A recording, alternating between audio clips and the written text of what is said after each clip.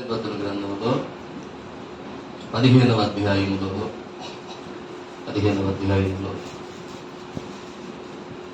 8వ వచనాన్ని చదువుదాం. చూడండి. 15:8. తొడలతో తొంట్లను విరగొట్టి వారిని బహుగా హతము చేసెను. అటు పిమ్మట వెళ్ళి ఏతాము బండ సందులో నివసించెను. హల్లెలూయా. జాగ్రత్తగా దేవుని మాటలు విందాం. చాలా తక్కువ సమయం దేవుని వాక్యాన్ని మనం చూద్దాం. చూడండి, ఏమని రాయబడింది అక్కడంటే సంసోను గురించి ఒక మంచి మాట రాయబడింది. ఈ సంసోను ఎక్కడ ఉన్నాడో పరిశుద్ధాత్మ దేవుడు ఆ మాట రాయించాడు. ప్రియులారా, ఎక్కడున్నాడంట సంసోను?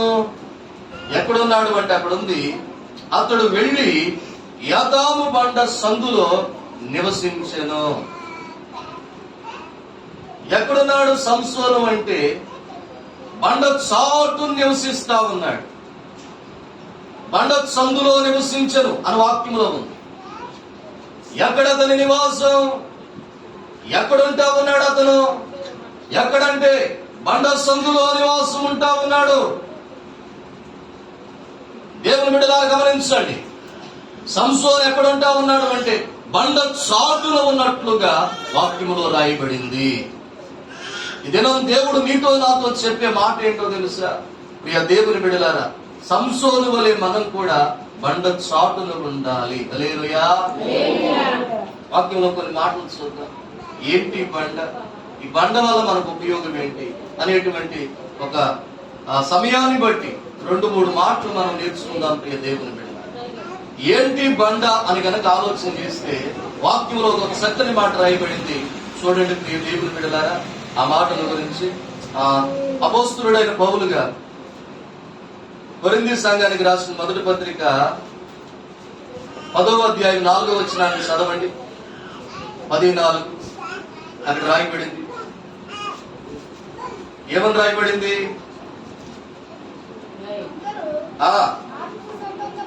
అందరూ ఆత్మ సంబంధమైన ఒకే పానీయమును పానము చేసి యాలయనగా తమ్మును వెంబడించిన ఆత్మ సంబంధమైన బండలోనిది వారు త్రాగారు.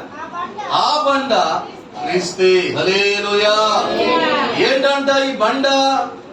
వాక్యములో పౌలు గారు అంటాడు, ఆత్మ సంబంధమైన ఒక ఆలోచన చెబుతున్నాడు. ఏంటయ్యా బండ అంటే? ఏమంటా ఉన్నాడు అంటే ఆ బండ క్రీస్తే. సంసోను ఎక్కడ నివాసం ఉన్నాడు? ఎక్కడున్నాడో తెలుసా ప్రియ దేవుని బిడ్డలారా? బండ సందులో నివాసం ఉన్నాడు, లేకపోతే బండ చాటుల నివాసం ఉన్నాడండి. ఏంటి బండ? ఏంటి బండ అంటే యేసు ప్రభు వారేనంట. ఆ బండ క్రీస్తేనని ప్రభువు చెబుతా ఉన్నాడు. అంటే సంసోను ఎక్కడున్నాడు అంటే దేవుని బిడ్డలారా, ప్రభు చాటుల నివాసం ఉన్నాడు. సంసోను ఎక్కడున్నాడు అంటే దేవుని చాటున నివసిస్తా ఉన్నాడు. దేవుని చాటున అతడు నివాసం ఉంటా ఉన్నాడు. హల్లెలూయా. ఏం జరిగింది అక్కడ? బండ చాటున నివసించడాన్ని బట్టి, బండ అంటే యేసు ప్రభువారే, బండ అంటే క్రీస్తే, క్రీస్తు చాటు నివసించడాన్ని బట్టి బండ సందులో ఉన్నాడంట. బండ సందులో నివసించాడంట. అంటే క్రీస్తులో నీవు ఉండడాన్ని బట్టి, క్రీస్తులో మనం ఉండడాన్ని బట్టి, క్రీస్తు చాటు నివసించడాన్ని బట్టి ఏంటి ఉపయోగం అంటే అక్కడ కొన్ని మాటలు మనకు కనపడి. దేవుని బిడ్డలారా గమనించండి, ఫిలిష్తీయుల్ని కొట్టి సంసోను బండ చాటుకి వెళ్ళిపోయాడు. ఆ సందులో నివసిస్తా ఉన్నాడు. ఇప్పుడు ఫిలిష్తీయులు ఏం చేస్తా ఉన్నారు అంటే ప్రియ దేవుని బిడ్డలారా గమనించండి, సంసోన్ని ఎదగడం మొదలు పెట్టారు. ప్రియ దేవుని బిడ్డలారా, సంసోన్ని ఎదగడం మొదలు పెట్టారు. ఎక్కడ వెతికినా గాని సంసోను ఫిలిష్తీయుల కండ్లకు కనపడలేదు. ఎక్కడున్నాడు? చాలా దూరమే పారిపోలే సంసోను, చాలా దూరం పారిపోలా. యాతాము అనే ప్రాంతానికి వెళ్ళి దేవుని బిడ్డలారా అక్కడ ఒక బండ ఉంటే ఆ బండ సందులో నివసించడం మొదలు పెట్టాడు. అంతే. ఎంత వెతికినా గాని సంసోను ఫిలిష్తీయులకు దొరుకుతుందా? దొరకడం కాదు, అసలు కనిపించడం లేదు. ప్రియ దేవుని బిడ్డ, నాకు తెలిసి యాతాములో కూడా ఎతికారు వాళ్ళు. నాకు తెలిసి ఆ బండ చుట్టుపక్కల కూడా ఎదిగే ఉంటారు. హల్లెలూయా. ఎంత వెతికినా సంసోను వారి కండ్లకు కనపడలేదండి. సంసోను వారికి కనపడలేదు, వారికి దొరకలేదు. ఏం చేయాలో అర్థం కాక ప్రియ దేవుని బిడ్డలారా మరలా ఇజ్రాయేల్ ప్రజల మీదకి వచ్చి ఇజ్రాయేల్ ప్రజలను పట్టడం మొదలు పెట్టారు. ఇజ్రాయేల్ ప్రజలు దోచుకోవడం మొదలు పెట్టారు. వాళ్ళు అడిగారు, ఇదిగో ఎందుకు మీరు మమ్మల్ని దోచుకుంటున్నారు? ఎందుకు మీరు మా దేశం మీదకి వచ్చి మమ్మల్ని ఇబ్బంది పెడుతున్నారు అని ఫిలిష్తీయుల్ని అడిగితే అప్పుడు ఫిలిష్తీయులు ఏమన్నారో తెలుసా? ఇదిగో సంసోను మాకు ఈ పని చేశాడు, మమ్మల్ని కొట్టాడు, మమ్మల్ని ఇబ్బంది పెట్టాడు, వాడిని పట్టుకుందామని మేము వెతుకుతున్నాం. ఎంత వెతికినా గాని మాకు దొరకడం కాదు కదా, అసలు మాకు కనపడతలేదు. దొరకడం కాదు, కనపడతలా. మాకు ఎక్కడ దాక్కున్నాడో తెలుస్తులా, ఎక్కడున్నాడో అర్థం కావట్లా. ఎన్ని ప్రాంతాలంటే అన్ని ప్రాంతాలు మేము గాలించాం, ఎక్కడ కూడా సంసోను మాకు కనపడలేదు. గమనించండి ప్రియదేవుడు, ఎంత వెతికినా సంసోను కనపడతలా, ఎంత వెతికినా సంసోను వాళ్ళకు దొరుకుతులేదు. యాతాము ప్రాంతంలోనే ఎతికారు. నాకు తెలిసి ఆ బండ చుట్టుపక్కల కూడా ఎతికారు. ప్రియ దేవుని బిడ్డలారా, ఆ బండ చుట్టుపక్కల కూడా ఎతికారు, కానీ కనపడతలేదు, దొరకడం లేదు. ప్రియ దేవుని బిడ్డలారా, ఎందుకు కనపడతలేదు అంటే దేవుని బిడ్డలారా గమనించండి. సంసోను ఎక్కడున్నాడు అంటే బండ సందులో ఉన్నాడు. బండ క్రీస్తే. ఎక్కడున్నాడు అంటే క్రీస్తులో ఉన్నాడు. హల్లెలూయా. ఎక్కడ నివాసం ఉంటా ఉన్నాడు అంటే దేవుని బిడ్డలారా బండ వెనకాల బండ సందులో నివాసం ఉంటా ఉన్నాడు. ఎక్కడ నివాసం ఉంటా ఉన్నాడు అంటే క్రీస్తు వెనుకాల నివాసం ఉంటా ఉన్నాడు. కాబట్టి ప్రియ దేవుని బిడ్డలారా శత్రువుల కంటికి సంసోను కనపడతలేదు. క్రీస్తులో నీవు నివాసం ఉంటే, క్రీస్తు చాటున నీవు దాగగలిగితే, క్రీస్తు చాటున నీవు నివసించగలిగితే ఏం జరిగిందో తెలుసా? ఏం జరిగింది అంటే నీ శత్రువులు ఎంతమంది అయినా కావచ్చు, నీ శత్రువులు ఎంత బలవంతులైనా కావచ్చు, వారు ఎలాంటి వారైనా కావచ్చు, నీ దేవుని బిడ్డలారా దేవుడు ఏం చేస్తాడు అంటే ఇదిగో ఆయన రెక్కలతో నిన్ను కప్పి శత్రువుల కంటికి కనపడకుండా నిన్ను భద్రపరుస్తాడు. హల్లెలూయా. రెక్కలతో ఆయన నిన్ను కప్పి శత్రువుల కంటికి కనపడకుండా ఆయన నిన్ను భద్రపరుస్తాడు. బండ చాటున నివసిస్తే ఏంటి ఉపయోగం? బండ క్రీస్తే అంటే క్రీస్తులో నీవు నివసిస్తే, బండ చాటు నీవు నివసిస్తే, క్రీస్తులో నీవు నివాసం ఉంటే ఏం జరిగిందో తెలుసా? శత్రువుల కంటికి మనం కనపడకుండా ఆయన మనం నరుగు చేస్తాడు. శత్రువు వస్తే ఏం జరిగింది? అపాయం కలిగింది. శత్రువు వస్తే ఏం జరిగిందంటే అపాయం కలిగింది. అంటే శత్రువు కంటికి నేను కనపడనివ్వడు, అపాయము కంటికి నేను కనపడనివ్వడు, ఆపద కంటికి నేను కనపడనివ్వడు. హల్లెలూయా. సమస్య కంటికి నేను కనపడనివ్వడు. ఏం చేస్తాడు అంటే శత్రువు కంటికి కనపడకుండా మనల్ని భద్రపరుస్తాడు. వాక్యంలో ఇలాంటి మాటలు ఎన్నో కనపడతాయి అండి. మరి ఎన్నో మాటలు కనపడతాయి వాక్యం. వాస్తవం ప్రియ దేవుని పెడతారు.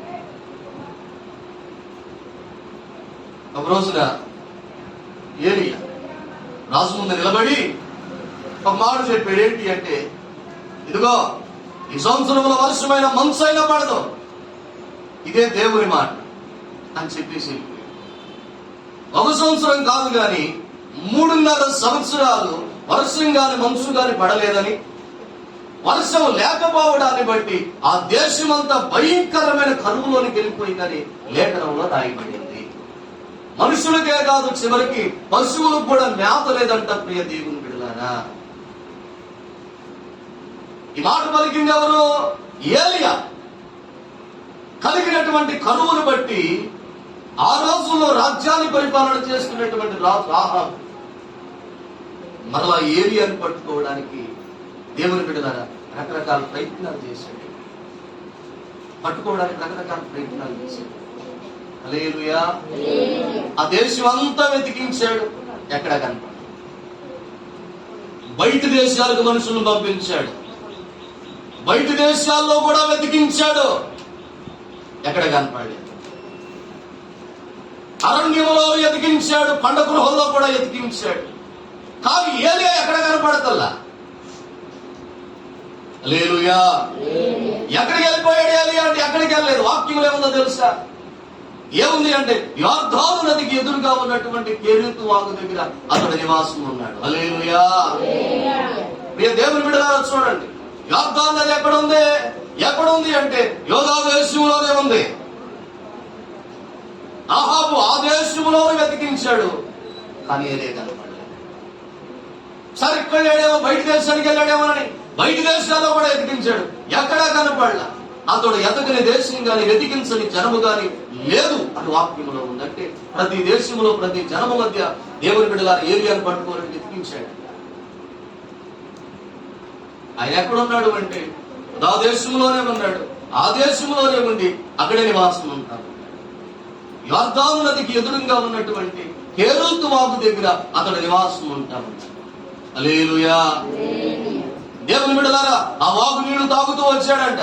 పొద్దున సాయంకాలం కాకులు అతనికి రొట్టె మాంసం తెస్తా ఉంటే ఆ తెచ్చిన రొట్టె మాంసం తింటూ ఆ వాగు నీళ్లు తాగుతూ కెరీతు వాగు దగ్గరే ఉన్నాడంట. కానీ ఆహాబు కంటికి మాత్రం కనపడలేదండి. హల్లెలూయా. ఆహాబు కంటికే కాదు, ఎంతమంది అతన్ని ఎతకడానికి వచ్చారో వారిలో ఎవరి కంటికి కూడా ఏలియా కనపడలేదు. కారణం ఏంటో తెలుసా? కారణం ఏంటంటే దేవుడు మరుగుపరిచాడు. దేవుడు మరుగుపరిచాడు. శత్రువు కంట పడకుండా మరుగుపరుస్తా ఉన్నాడు. యొర్దాను నది ప్రాంతంలోనే ఎదిగారు, కెరీతు వాగు నది ప్రాంతాల్లోనే వెతికారు. ఎక్కడ ఎతికినా కానీ అక్కడే ఉన్నాడు కానీ కనపడుతుంది, అక్కడే ఉన్నాడు కానీ కనపడుతుంది. అంటే ఒకవేళ సైనికులు రావడం చూసి ఎక్కడ చూసాడు ఏమైనా పారిపోతున్నాడా? కానే కాదు. హల్లెలూయా. అక్కడే ఉన్నాడు, దేవుడు చెప్పినట్లుగా అక్కడే ఉన్నాడు. కెరీతు వాగు దగ్గర ఉన్నాడు, గంతి అక్కడే ఉన్నాడు. పొద్దున సాయంత్రం కాకులు నీకు ఆహారం తెస్తాయి తినన్నాడు. పొద్దున సాయంత్రం కాకులు ఆహారం తెస్తుంది, రొట్టె మాంసం. పొద్దున సాయంత్రం మంచిగా బుద్ధిస్తున్నాడు, ఏటు ఆ వాగు నీళ్లు తాగుతున్నాడు, హ్యాపీగా అక్కడే రెస్ట్ తీసుకుంటా ఉన్నాడు. ఇలా వెతుకుతా ఉన్నారు అని కనపడ. అర్ధం నా దగ్గర ఎదిగారు, దేశంలో ఎదిగారు, కెరీతు వాగు దగ్గర ఎక్కడ వెతికినా కానీ ఇదే. కారణం ఏంటో తెలుసు? కారణం ఏంటంటే శత్రువు కంటికి కనపడకుండా దేవుని బిడ్డలారా ఏలియాను దేవుడు మనకు చూశాడు, భద్రపరిచాడు దేవుడు. దావీదు విషయంలో కూడా ఇలాంటి మాటే కనపడింది. మాయేను అనేటువంటి అరణ్యంలో దావీదు ఉన్నాడంట. పలానా చోట దావీదు ఉన్నాడు అని సౌలుకు తెలిసింది. దాదాపుగా సైన్యాన్ని వెంట పెట్టుకొని దావీదును పట్టుకోవడానికి వచ్చాడు. ఒకే అరణ్యంలో ఉన్నారు, ఒకే పర్వతం దగ్గర ఉన్నారు, కానీ దావీదు మాత్రం ప్రియ దేవుని బిడ్డలారా సౌలు కంటే దావీదు ఒక్కడే కాదు, దావీదుతో పాటు చాలా మంది యోధులు ఉన్నారు. సౌలు ఒక్కడే కాదు, సౌలుతో పాటు చాలా మంది సైనికులు ఉన్నారు. ప్రియ దేవుని బిడ్డలారా దావీదు గాని దావీదుతో పాటు ఉన్నవారు కానీ సౌలుకు గాని సౌలుతో పాటు ఉన్న వారికి కనపడతలేదు. ఎందుకని అంటే దేవుడు మరుగు చేశాడు. శత్రువు కంటికి కనపడకుండా, శత్రువు వస్తే అపాయం కలిగిద్ది, అపాయము కంటికి కనపడకుండా ఆపద కంటికి కనపడకుండా. హల్లెలూయా. అందుకే 91వ కీర్తనలో మాట ఉంటదిగా, ఏమని? ప్రియ దేవుని బిడ్డలారా గమనించండి, ఏమనుంటుందో తెలుసా? ఏమనుంటుందంటే, ఏ తెగులు నీ గుడారమును సమీపించదు. నీ పక్క 1000 మంది పడినా, నీ గుడి పక్కన 10,000 మంది కూలినా, ఏ అపాయము నీ వద్దకు రాదో. అది తెగులే కావచ్చు, వ్యాధే కావచ్చు, భయమే కావచ్చు, చీకటే కావచ్చు, అది ఏదైనాను నిన్నేమి చేయలేదని 91వ కీర్తనలో రాయబడింది. ప్రియ దేవుని బిడ్డలారా, అంటే దాని కంటికి నువ్వు కనపడకుండా దేవుడు నిన్ను మరుగు చేస్తాడు, భద్రపరుస్తాడు. బండ సందులో ఉంటే ఉపయోగం ఏంటంటే, దేవుని బిడ్డలారా, శత్రువు కంటికి కానీ, అపాయము కంటికి కానీ, ఆపద కంటికి కానీ నువ్వు కనపడకుండా దేవుడు నిన్ను మరుగు చేస్తాడు. మరుగు చేసి శత్రువు చేత మనం చిక్కబడకుండా, ప్రియ దేవుని బిడ్డలారా, వాని చేతుల్లోనికి మనం వెళ్ళిపోకుండా దేవుడు మనల్ని భద్రపరచడానికి అవకాశం ఉంది. హల్లెలూయా. కాబట్టి ఫిలిష్తీయులు ఎంత వెతికినా గాని సంసోను కనపడలేదు బండ సందులో. కానీ ఆ బండను ఎప్పుడైతే విడిచిపెట్టాడో ఫిలిష్తీయులు బంధించాడు. వాక్యంలో బండను ఎప్పుడైతే విడిచిపెట్టాడో, వాస్తవం, బండను ఎప్పుడైతే విడిచిపెట్టాడో, దేవుని బిడ్డలారా, ఫిలిష్తీయులు బంధించి అతన్ని తీసుకుని వెళుతున్నట్లుగా లేఖనంలో మనం చూడగలం. అదే 15వ అధ్యాయాన్ని మనం గమనించినట్లయితే,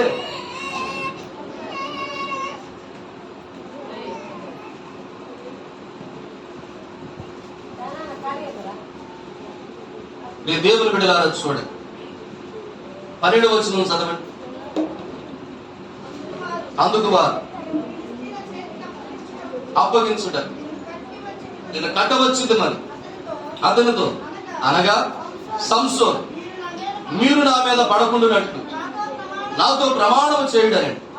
అందుకు వారు, అలాగు కాదు, నిశ్చయముగా మేము నిన్ను సంభవం గాని నేను గట్టిగా కట్టి వారి చేతికి నేను అప్పగించదమని చెప్పి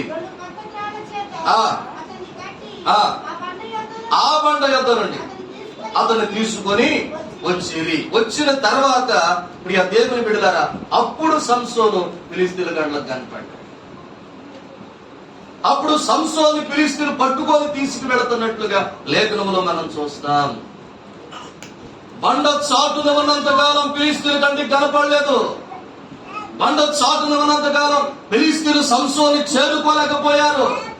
బండ చాటు నివసించినంత కాలం శత్రువు కంటికి దేవుని బిడ్డలారా సంసోను కనపడలేదు. ప్రియ దేవుని బిడ్డలారా, ఎప్పుడైతే బండ చాటు నుంచి బయటకు వచ్చాడో, ఎప్పుడైతే బండను విడిచి బయటకు వచ్చాడో, అప్పుడు ఫిలిష్తీయులు సంసోను చూశారు. అప్పుడు ఫిలిష్తీయులు సంసోను పట్టుకొని తీసుకెళ్తారు. హల్లెలూయా. ఎందుకు వచ్చాడు? బండలో నివసించినాడు కదా, ఆ బండలో భద్రత ఉంది కదా, ఆ బండలో మంచి కాపుదల ఉంది కదా, ఆ బండ దగ్గర ఉంటే శత్రువు కంటే కనపడాడు కదా, ఆ బండలో ఉంటే శత్రువు ఏం చేయలేడు కదా, ఆ బండలో ఉంటే శత్రువు అతని దగ్గరికి వెళ్ళలేడు కదా. ఎంత కాపుదల ఆ బండ ఇస్తే బండను విడిచి బయటికి ఎందుకు వచ్చాడు అంటే, వాక్యములో ఉంది, ప్రియ దేవుని బిడ్డలారా, అన్నదమ్ములు, రక్త సంబంధులు అతని దగ్గరికి వెళ్ళారంట.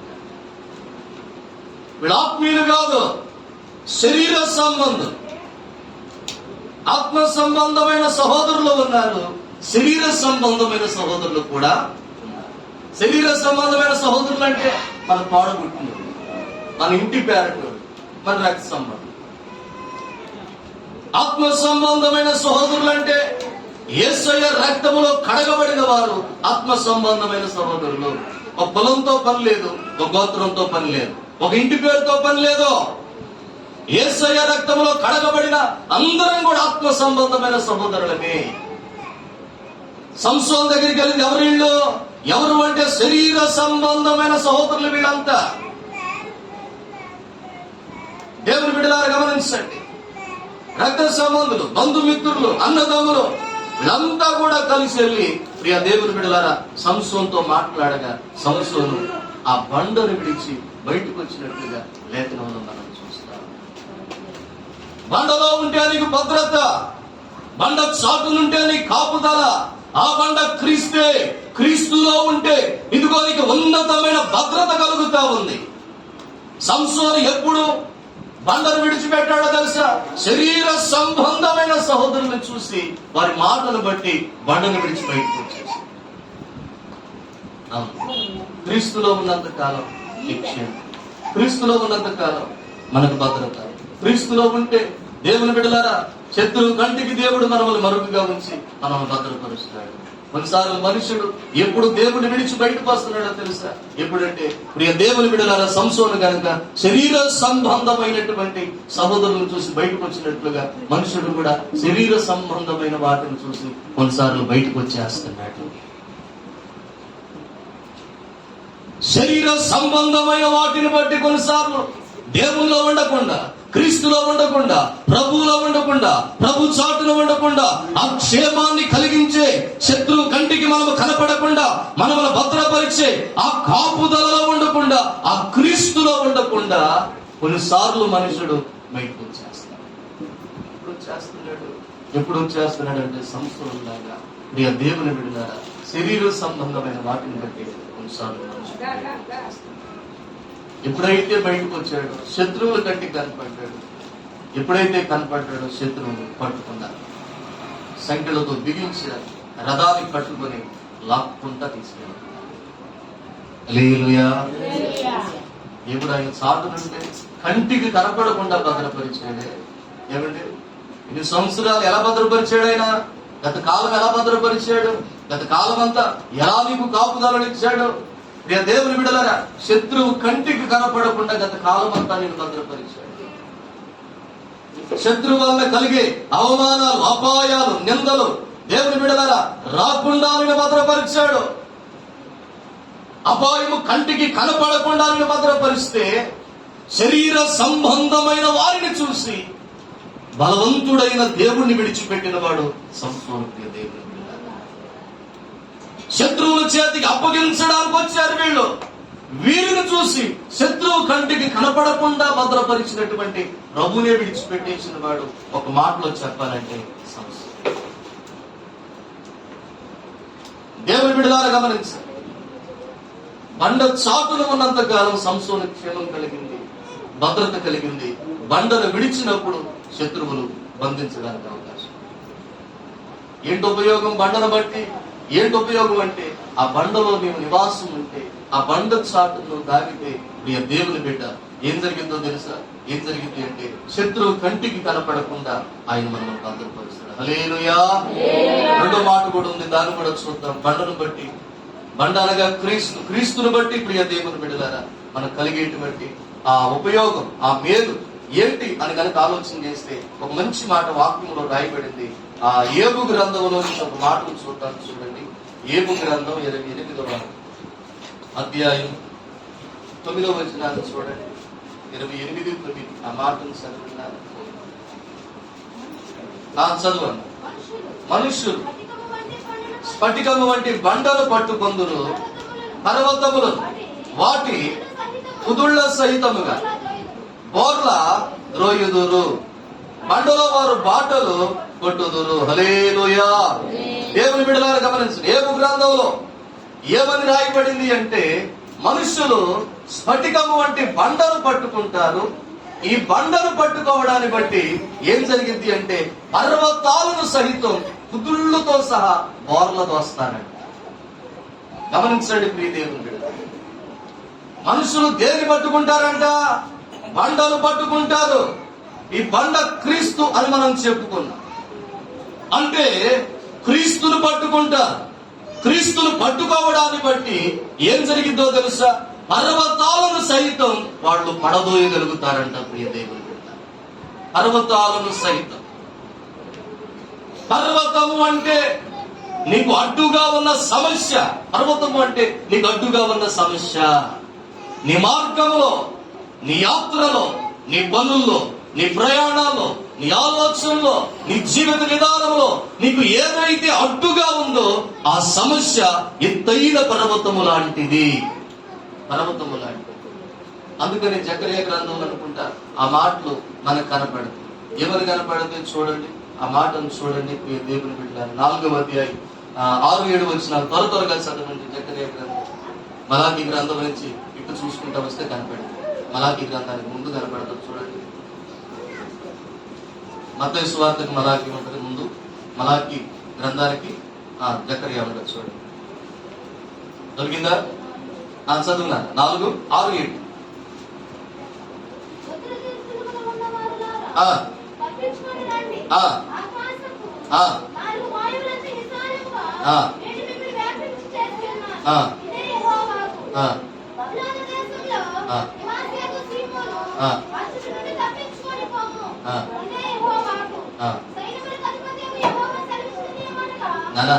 జకర్యా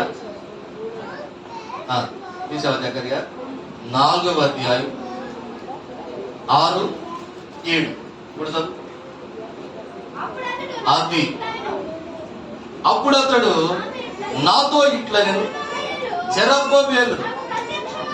జెరుబ్బయలునకు ప్రత్యక్షమగు యెహోవా వాక్కు ఇదే, శక్తి చేతనైనను బలము చేతనైనను కాక ఆత్మ చేతనైన జరుగునని సైన్యములకు అధిపతి యెహోవా సెలవిచ్చెను.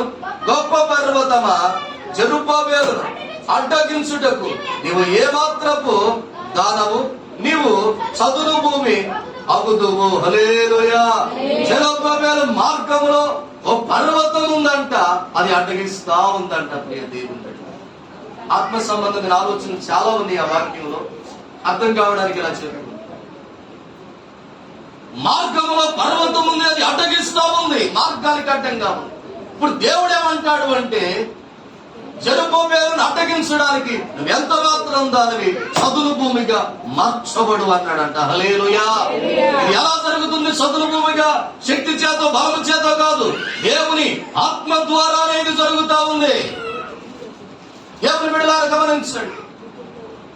స్ఫటికం వంటి బండను ఎప్పుడైతే మీరు పట్టుకున్నారో పర్వతాలను సహితం కుదుళ్లతో సహా పారదోస్తామన్నారంటే ఏంటి బండ అంటే యేసు ప్రభువారే. యేసు ప్రభువాన్ని ఎప్పుడైతే నువ్వు పట్టుకుంటావో అప్పుడు ఏం జరిగిందో తెలుసా? పర్వతాలను సహితం పడగొట్టగలుగుతావు. పర్వతం అంటే దేవుని బిడ్డ నీకు అడ్డుగా ఉన్నటువంటి సమస్యలు.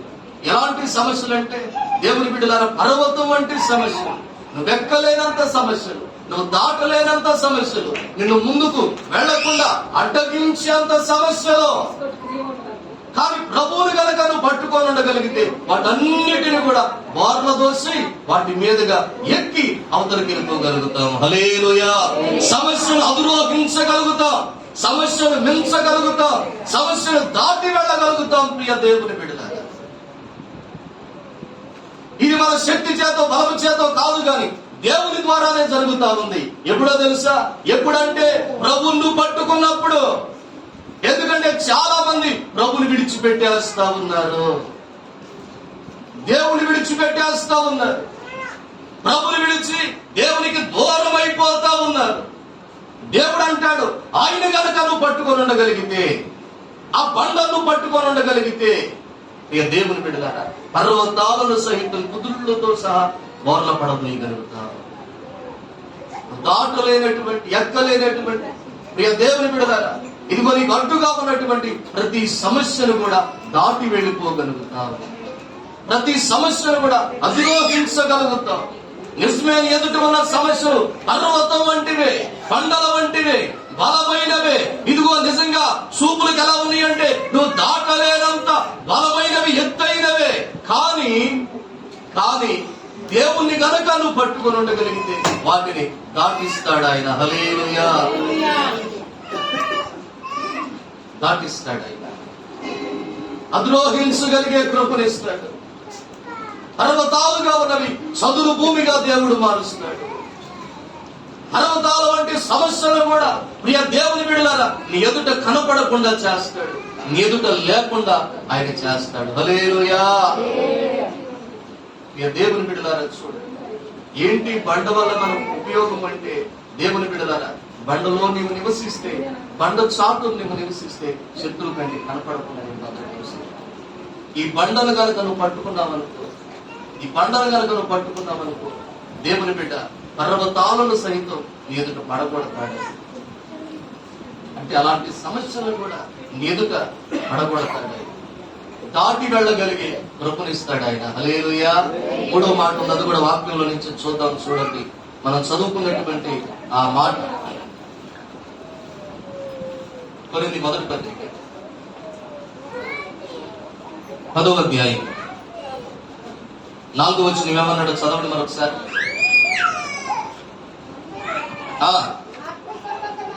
అందరూ ఆత్మ సంబంధమైన ఒకే పానీయమును పానము చేసి యాదయనగా తమను వెంబడించిన ఆత్మ సంబంధమైన బండలోనిది వారు త్రాగిరి. హల్లెలూయా. ఈ బండ వల్ల ఉపయోగం ఏంటంటే, ప్రియ దేవుని బిడ్డలారా గమనించండి. మొదటిగా మనుషుడు బండ చాటును ఉన్నాడని చెప్పుకున్నాడు. రెండవదిగా ఈ మనుషుడు బండను పట్టుకున్నాడని చెప్పుకున్నాడు. ఇప్పుడు ఏం జరుగుతా ఉందో తెలుసా? ఈ బండే ఇప్పుడు ఈ మనిషిని వెంబడించడం మొదలు పెట్టిందంట. హల్లెలూయా. ఇప్పుడు ఈ బండే మనిషిని వెంబడించడం మొదలు పెట్టింది. సంసోను బండ చాటునున్నాడని చెప్పుకున్నాం కదా. నువ్వు బండ చాటునుండా మంచిది. రెండవదిగా బండను పట్టుకోవాలని చెప్పుకున్నాక విడిచిపెట్టకూడదు. ఇప్పుడు బండను పట్టుకునే ఉండాలి. ఇప్పుడు ఈ బండ ఏం చేసిందో తెలుసా? ఈ బండే ఈ మనిషిని ఇక్కడ వెంబడిస్తా ఉంది. తమ్మును వెంబడించిన బండ అని వాక్యంలో రాశాడు. అంటే దేవుని చాటుని నివాసం ఉండే వ్యక్తివైతే, దేవుని గట్టిగా పట్టుకున్న వ్యక్తివైతే, ఇప్పుడు క్రీస్తు ఏం చేస్తాడో తెలుసా? నిన్ను వెంబడించడం మొదలు పెడతాడు. నిన్ను వెంబడించడం మొదలు పెడతాడు. దేవుని బిడ్డలారా గమనించండి. నువ్వెక్కడికి వెళితే అక్కడికి రావడం మొదలు పెడతాడు. నువ్వెటు ప్రయాణం చేస్తే అటు నీతో రావడం మొదలు పెడతాడు. హల్లెలూయా. నువ్వెక్కడ నివాసం ఉంటే అక్కడ నీతో ఉండడానికి ఇష్టపడతాడు. ఇప్పుడు ఈ బండే మనుషుల్ని వెంబడిస్తా ఉంది. అంటే దేవుడు నిన్ను వెంబడిస్తాడు. ఆయన చాటును ఉండగలిగితే, ఆయన విడిచిపెట్టకుండా నువ్వు పట్టుకోగలిగితే, చివరిగా ఆయన ఏం చేస్తాడు అంటే నిన్ను వెంబడిస్తాడు. దేవుడు అలా దేవుడు వెంబడించిన భక్తులు ఎంతో మంది మనకు కనపడుతున్నారు. నువ్వెక్కడుంటే అక్కడ నీతో ఉండడానికి ఆయన ఇష్టపడతాడు. హల్లెలూయా. ఇశ్రాయేలు ప్రజల్ని ఆయన వెంబడించినట్లుగా లేఖనంలో మనం చూస్తాం. వారు ఎటు వెళితే ప్రియ దేవుని బిడ్డలారా అటు ప్రభు వాళ్ళతో పాటు ప్రయాణం వెళ్ళాడు. ఎటు వెళితే వారితో పాటు అటు వెళ్ళాడు ప్రియ దేవుని బిడ్డలారా. ఎక్కడ నివసిస్తే వారి మధ్యలో అక్కడ ఉన్నాడు ఆయన. హల్లెలూయా. ప్రియ దేవుని బిడ్డలారా చూడండి, వారు ఎక్కడ ఉండబోతే అక్కడ ఆయన ఉన్నట్లుగా లేఖనంలో మనం చూస్తాం. దేవుడు ఏమంటాడు అంటే ఆయన మనల్ని వెంబడిస్తాడు. ఆ బండ మనల్ని ఎక్కడ కూడా విడిచిపెట్టదు. ముందు నువ్వు విడిచిపెట్టలేదు, ఇక్కడి నుంచి ఆ బండే నిన్ను విడిచిపెట్టదు. ప్రియ దేవుని బిడ్డలారా, అది ఏం చేస్తుందంటే మనల్ని వెంబడిస్తుంది. ఎక్కడికి వెళితే అక్కడ నీతో ఉండడానికి ఆ బండి ఇష్టపడుతుంది. హల్లెలూయా. అందుకే లేఖనంలో మనం చూస్తాం. ప్రియ దేవుని బిడ్డలారా, వారు ఎర్ర సముద్రంలో ఉన్నా వారితో ఉన్నాడు ఆ దేవుడు. హల్లెలూయా. స్త్రీలు అరణ్యంలో ఉన్నా వారితో ఉన్నాడు దేవుడు. ఏనాయి అరణ్యంలో ఉన్నా వారితో ఉన్నాడు.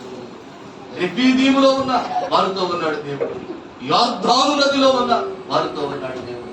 ఎరుకో ప్రాకారాల ఎదుట ఉన్న వారితోనే దేవుడు ఉన్నాడు. ఎందుకంటే వారిని వెంబడించడం మొదలు పెట్టాడు దేవుడు. ఆ మనుష్యుడే ప్రియ దేవుని బిడ్డ. సింహాల గృహలో ఉన్న ఆయన ఉన్నాడు. ఆ ప్రజలే ప్రియ దేవుని బిడ్డల అగ్నిగుండములో ఉన్న వారితోనే ఉన్నాడు. అంటే వారు ఎక్కడికి వెళ్ళినా వారిని వెంబడిస్తానే ఉన్నాడు. ఎక్కడికి వెళ్ళినా వారిని వెంబడిస్తానే ఉన్నాడు. ఎక్కడికి వెళ్ళినా వెంబడిస్తాడు. ఏంటి బండ వల్ల ఉపయోగం అంటే, బండ చాటును ఉంటే శత్రువు కంటికి నేను మరుగుపరుస్తాడు. ఆ బండను గనక పట్టుకుని ఉంటే పర్వతం అంటే సమస్యలు కూడా నువ్వు దాటి వెళ్ళినట్టుగా దేవుడు. తర్వాత ఆ బండే అంటే ఆయనే ఇక మనల్ని వెంబడించడానికి ఇష్టపడతాడు. హల్లెలూయా. వెంబడించడానికి ఇష్టపడడమే కాకుండా అక్కడ ఒక మాట ఉంది. ఏమని రాశాడు ఆ మాట? ఏమన్నాడు అంటే, దేవుని బిడ్డలారా, యాలయనగా తమను వెంబడించిన ఆత్మ సంబంధమైన బండలోనిది త్రాగిరి. ఏంటంట? ఆ బండలోనిది త్రాగిరి అంటే ఆ బండలో నుంచి ప్రియ దేవుని బిడ్డలారా నీళ్లు ఉడుకుతూ వచ్చింది. ఇశ్రాయేలు ప్రజలు అరణ్యంలో ప్రయాణం చేసినప్పుడు ఆ ప్రయాణంలో ఆ జరిగినటువంటి సంఘటన పౌలు గారు రాసుకుంటూ వచ్చాడు అనమాట. అక్కడ ఆ బండలో నుంచి నీళ్లు వచ్చినాయి, మరి త్రాగారు. అది ఆత్మ సంబంధమైన బండ, అందరూ తాగారు. ఆ బండ క్రీస్తే అని ఆ ప్రయాణంలో జరిగినటువంటి సంఘటన ఆత్మ సంబంధంగా పౌలు ఇక్కడ రాసుకుంటాడు. నిజంగా వాక్యాన్ని మనం గమనిస్తే రెండు మార్లు ఇశ్రాయేలు ప్రజలు నీళ్లు లేకపోతే తాగడానికి ప్రియ దేవుని బిడ్డలారా బండను పట్టుగానే ఆ బండలో నుంచి నీళ్లు ఉబికి వచ్చినట్లుగా, వాడు దాహార్తి తీరినట్లుగా, ప్రియ దేవుని బిడ్డలారా అరణ్యములో అవి ఏర్లుగా పారినట్లుగా, సముద్రమంతా సమృద్ధిగా అవి పారినట్లుగా లేఖనంలో మనం చూస్తాం. హల్లెలూయా. ఆ బండలో నుంచి ఏమొస్తా ఉన్నాయి? వారి దాహార్తి తీర్చబడడం కోసం నీళ్లు ఉబికి వస్తా ఉన్నాయి. వాటిని తాగి వారు దప్పికను తీర్చుకున్నారు. వారు ప్రాణాలు తెప్పరిల్ని తిరిగి వారు బ్రతికినట్లుగా లేఖనంలో మనం చూస్తాం. హల్లెలూయా. ఆ బండ నిన్ను వెంబడించడమే కాకుండా ఆ బండలో నుంచి జీవజల నదులు పారుతా ఉన్నాయి. అవి తాగిన ప్రతి ఒక్కడు కూడా తిరిగి నాయన ఇదిగో ప్రియ దేవుని బిడ్డలారా ఆ తెప్పరిల్లినట్లుగా, తిరిగి వారు బ్రతికినట్లుగా, తిరిగి దేవుని బిడ్డలారా మరలా వాళ్ళు ముందుకు కొనసాగినట్లుగా లేఖనంలో మనం చూస్తాం. హల్లెలూయా. అందుకని యేసు ప్రభువారు కూడా అంటాడు, ప్రియ దేవుని బిడ్డలారా ఇదిగో ఈ మాటలు ఎవరిలో అయితే ఉంటాయో వాడిలో నుంచి జీవధారలు ప్రవహిస్తాయి అంటాడు. హల్లెలూయా. అవును, ఈ నీళ్లు తాగితే, నేరిచ్చే నీళ్లు తాగితే ఇంకెన్నడూ కూడా నీవు దప్పికొనవు అని మాట్లాడాడు ప్రభు. ఆ బండలో నుంచి నీరు దిగి వచ్చినాయి. అవి తాగిన వారు ప్రియ దేవుని బిడ్డలారా వారి ప్రాణాలు ఆ సమస్యలను వారి ప్రాణాలు ఎప్పటిల్లి వాటిని తాగినటువంటి వారి ప్రాణాలు తిరిగి వారిలోనికి వచ్చాయి. తాగిన తర్వాత తిరిగి వాళ్ళు బ్రతికారు. దేవుని బిడ్డలారా తాగిన తర్వాత తిరిగి వారు బలపరచబడి ముందుకు సాగినట్లుగా లేఖనంలో నుంచి మనం చూస్తున్నాం. హల్లెలూయా. ఏంటయ్యా ఆ బండ వల్ల ఉపయోగం అంటే ఆ బండ నేను వెంబడిస్తుంది. వెంబడించడమే కాదు, ఇదిగో అది నీ దప్పికను కూడా తీరుస్తా ఉంది, అది నీ దాహాన్ని కూడా తీరుస్తా ఉంది, అది నీ ఆశను కూడా నెరవేరుస్తా ఉంది, అది నీ ఆలోచనలు కూడా నెరవేరుస్తా ఉంది. ఇదిగో అది మన హృదయ దాహాన్ని అది తీరుస్తా ఉంది. హల్లెలూయా. ఈ బండ వల్ల ఎన్ని రకాల ఉపయోగాలు ఉన్నాయో ప్రియ దేవుని, ఎన్ని రకాల ఉపయోగాలు.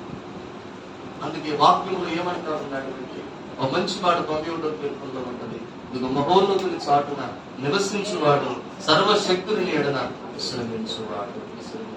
మహోన్నతుడు ఆయనే ఆ బండ. ఆ బండతో ప్రియ దేవుని బిడ్డలారా ఎప్పుడు కూడా మనకి సత్సంబంధాలు ఉంటాయి. ఆ బండలో నివసించాలి, ఆ బండను పట్టుకొని మనం ముందుకు సాగాలి. అప్పుడు ఆ బండే మనల్ని వెంబడించడానికి ఇష్టపడుతుంది. ఏంటయ్యా ఈ బండ అంటే ఆ బండ క్రీస్తే. హల్లెలూయా. దేవునిలో ఉండాలి, క్రీస్తులో ఉండాలి, మహోన్నతునిలో మనం నివాసం ఉండాలి. అప్పుడు శత్రువు కంటే కనపడకుండా ఆయన మనల్ని భద్రపరుస్తాడు. శత్రువు కంటే కనపడు, అపాయం కంటే కనపడు, ఆపద కంటే కనపడవు ఆయన భద్రపరుస్తాడు. ఆయన ఎన్నడూ కూడా మనం విడిచిపెట్టడానికి ఆయన పట్టుకొని ఉండాలి. స్ఫటికము వంటి బండలు పట్టుకున్నారు, ఆయన పట్టుకొని ఉండాలి. ప్రభువుని పట్టుకొని గమనించండి. ప్రభువుని పట్టుకొని ఉంటే పర్వతాలను సహితం పెకలించగలుగుతావు.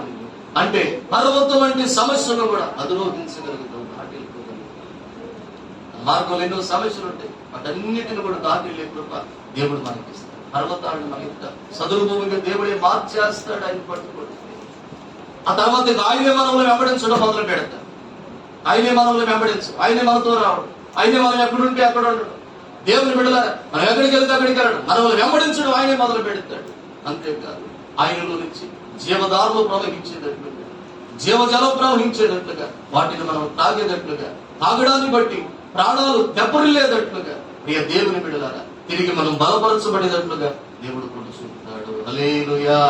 నేను దేవుడు నీతో నాతో చెప్పే మాట ఏంటంటే దేవుని బిడ్డలారా బండ సందులో ఉండడానికి, బండను పట్టుకొని ఉండడానికి, బండలో నుంచి వచ్చేటువంటి నీరు త్రాగేటువంటి అనుభవాలు కలిగి మనం ఉండడానికి ఆ దేవుని బిడ్డలారా ఉండాలని దేవుడు మనతో మాట్లాడుతున్నాడు.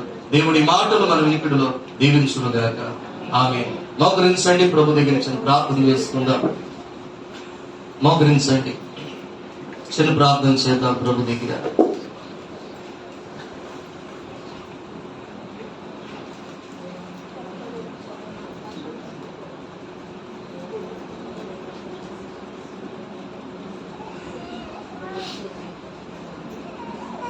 ఒక అమూల్యమైన బండను గురించి దేవుడు మనతో మాట్లాడాడు. ఆ బండ క్రీస్తే. ఆ బండ సందులో నీవు నివసించ